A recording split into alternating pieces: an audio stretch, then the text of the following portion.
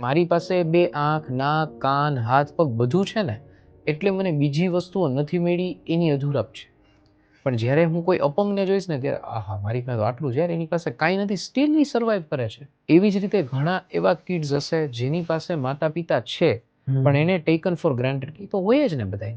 પણ જ્યારે એને અનાથ આશ્રમમાં લઈને પૂછવામાં આવે કે આ બાળકો એવા છે કે જેને માતા પિતા જન્મથી નથી, તો એનું જીવન કેવું, ત્યારે એમ થાય ઓહ વાહ, ખરેખર માતા પિતાનું મહત્વ છે. કે જ્યારે કોઈ પતિ કે પત્ની મેરેજ પછી ટૂંકા સમયમાં જ એક્સપાયર થઈ જાય છે અને પછી એને આખી જિંદગી અથવા અમુક સમય એકલું રહેવાનું આવે છે, ત્યારે એને ખાલીપો યાદ આવે છે, ત્યારે એને કિંમત સમજાય છે. પણ તો હયાતીમાં સમજી લો ને, મરવાની રાહ શું કામ જોવો છો? બાળકો છે તો જે બાળકો નથી, જે માતા પિતાને એને પૂછો ને કે બાળકો નથી તો એને કેટલું મહત્વ છે. અમારે થઈ ગયા છે તો તમને બાળકો પાસેનો ટાઈમ નથી. એટલે આ બધી જ વસ્તુ છે ને એક રેફરન્શિયલ ટોક છે કે તમારી પાસે જે છે એનું મહત્વ ત્યારે જ સમજાય જેની પાસે નથી એને જુઓ તો.